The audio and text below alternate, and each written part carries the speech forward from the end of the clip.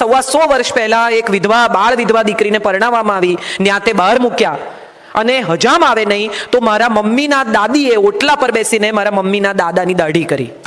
હું એ પરિવારમાંથી આવું છું એટલે હું રિબેલ છું, એમાં કંઈ બહુ નવાઈ નથી, આ ડીએનએ છે. પણ જે વાત મારે કરવી છે એ કરવી છે કે ન્યાત બહાર મૂકે અને મારા નાનાજીને મારા નાનીના લગ્ન થઈ ગયેલા પણ હજી આણું કરેલું નહીં. મારા નાની પ્રેમચંદ રાયચંદમાં ભણે, એમનું પિયર નવસારીમાં, રસ્તામાં કિલ્લા પારડી આવે જ્યાંથી બોરલાઈ જવાય, મારા મોસાળ. મારા નાનાએ એક પત્ર લખ્યો કે ન્યાતવાળા તને અને મને ભેગી નહીં થવા દે. પરણેલી પરણેતર છે, કોઈ ચોરી ગુનો નથી. હું બીજાને પરણીશ નહીં ને તને કોઈ પરણશે નહીં. જો આપણે સાથે રહેવું હોય તો પારડી સ્ટેશને ઉતરી જજે. તું જ્યારે વેકેશન પડે, પ્રેમચંદ રાયચંદ સ્કૂલમાં, ટ્રેનિંગ સ્કૂલમાં પીટીસી કરતા તમારા નાની, પારડી ઉતરી જજે, હું તારી પ્રતીક્ષા કરીશ. સાહેબ, આ વાર્તા સાંભળજો. અને દાંપત્યનો આવો દાખલો જો આપણે આપી શકીએ ને તો હું માનું છું જીવન સફળ છે. હવે કઈ તારીખે વેકેશન પડે ને કઈ તારીખે જવાની આવી ખબર નહીં, એટલે એ રોજ જાય, રોજ સ્ટેશને ઉભા રહે, અમદાવાદથી આવતી 4 ગાડીઓ પસાર થઈ જાય પછી ઘેર જાય. અને આવું એમણે 12 દિવસ કર્યું. 12મા દિવસે મારા નાની ઉતર્યા, મંગળાબેન એનું નામ, લગ્ન કરીને આણું નહીં કરેલું, વહુને ઘેર લઈ આવ્યા અને કાગળ લખી દીધો કે મેં એને પારડી ઉતારી લીધી છે, એની ચિંતા કરશો નહીં. કટ ટુ સિનેમામાં જેમ આવે એમ. વર્ષો પછી અમે બધા છોકરાઓ 8-10 વર્ષના યાદ રાખી શકીએ એવડા. અને દાદાજી કંઈ પણ વાતમાં ગુસ્સો કરે, મારા નાના, જેને અમે બાપુજી કહેતા, એ કંઈ પણ વાતમાં ગુસ્સો કરે એટલે મારા નાની એમ કહેતા કે આવું વડવા માટે 12 દાડા ઊભા રહ્યા હતા. જિંદગી કેટલી મધુર હોઈ શકે એનું આ દાખલો છે. ને મારા બાપુજી પણ હશે કે ખબર હોત તો ન ઊભો રહ્યો હોત. આપણે બધા અજાણતા જ દાંપત્ય જીવનને કોઈ બંધન, કોઈ સમસ્યા, કોઈ પ્રોબ્લેમ માની બેઠા છીએ. બંને જણાને એક જ શોખ હોવો જોઈએ, બંને જણાને એક જ ચીજ ગમવી જોઈએ, બંને જણાને એક જ પ્રકારની લાઈફ ગમવી જોઈએ. આવું જરાય જરૂરી નથી ને આવું કોઈ શાસ્ત્રમાં ક્યાંય લખ્યું નથી. આપણે બધા એવું માનીને ચાલીએ છીએ કે સંગીતનો શોખ પતિને હોય તો પત્ની ભેગી જાય જ, બીજી રોમાં ઊંઘી જાય. પતિને તકલીફ પડે કે આ ઉઠ ઉઠ, અરે ભાઈ શાંતિ રાખો, મને આવા રાગડા ગમતા નથી, તો કેમ આવી પણ તું?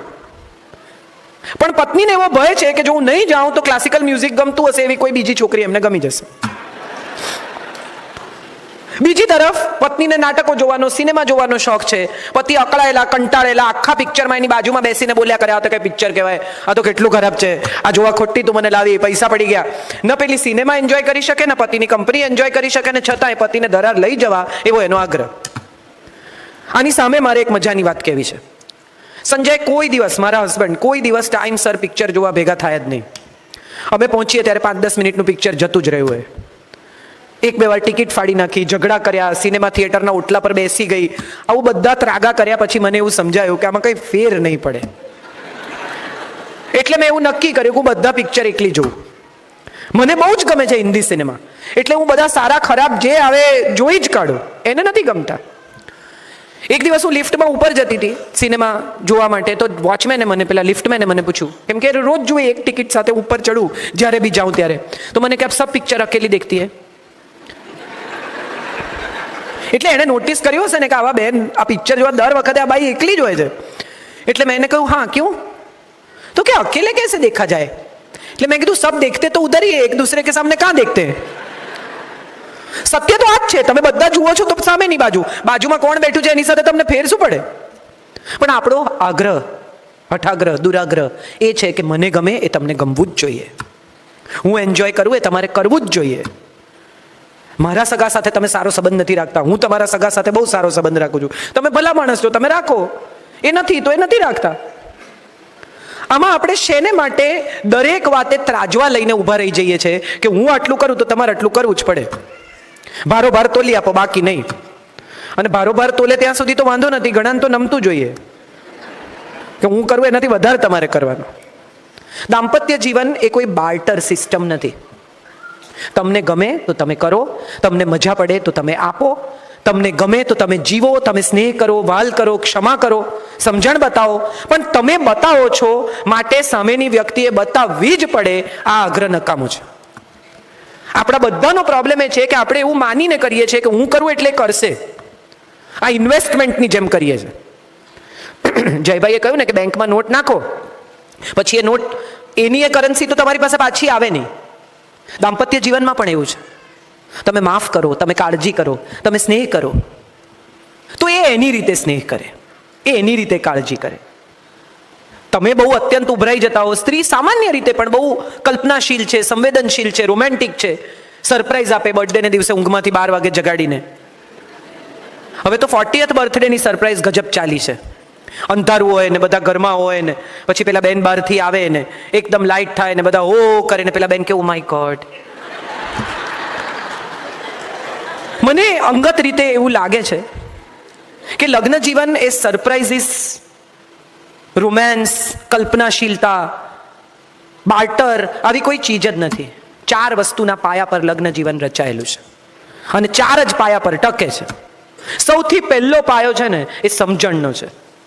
તમે એકબીજાને સમજો છો, વગર બોલે એકબીજાની વાત તમને સમજાય છે, એ તમારી સામે જુએ ને તમને સમજાય છે કે પેલા ભાઈની વાત નથી કરવાની હો, કે તમે બાફો છો. અને પછી ઘરે જતા એ તમને એમ કહે છે કે ડફોળની જેમ એકવાર કહ્યું તો એ સમજી નહીં. હમણાં એક શોર્ટ ફિલ્મ બહુ ચાલે છે, મને ખબર નથી કેટલા લોકોએ જોઈ છે, પણ 2 જણા ડેટ પર ગયા છે અને કહે છે કે મેનુમાં આ છે, સરસ ખાવાનું છે, નાઇસ. એ વખતે પેલી ગર્લફ્રેન્ડ એમ કહે છે કે ઇઝન્ટ ઇટ કોલ્ડ? એટલે બોયફ્રેન્ડ એમ કહે છે કે ઇટ્સ નાઇસ. પછી પૂરું થઈ જાય છે, બિલ આપે છે, ઊભા થતા હોય છે કે nice, it was a nice evening. અને પેલી કહે છે કે જરાય નહીં, મને બિલકુલ મજા ન આવી. તો કે કેમ? તો કે મેં તને કીધું તું શોલ લઈ આવ, મેં તને કીધું કે તું એસી ધીમું કરાવ, મેં તને એમ કીધું કે મારી બાજુમાં આવીને બેસ, મેં તને એમ કીધું કે તું એટલીસ્ટ બીજું કંઈ નહીં તો મને તારો કોટ આપ, પણ તે આવું કાંઈ કર્યું નહીં. તો પેલો કે આવું તે ક્યારે કીધું? આવું તો તું બોલી જ નથી. તો કે કેમ? મેં તને ન કીધું કે ઇટ ઇઝ કોલ્ડ? આપણે બધા અનસેડ વર્ડ નથી સમજી શકતા. આઈ લવ યુ કહેવાય ને તો જ પ્રેમ. કેટલી બધી પત્નીઓની સિરિયસ ફરિયાદ હોય છે કે આટલા વર્ષમાં મને કોઈ દિવસ આઈ લવ યુ પણ કીધું નથી.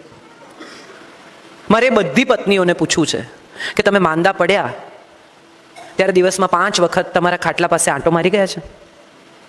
ઓફિસ ન જવું હોય એવા મન સાથે ઓફિસ ગયા છે? બધા એકબીજા સાથે વાત કરે છે કારણ કે બધાને સમજાય છે કે આ કહે છે સાચું.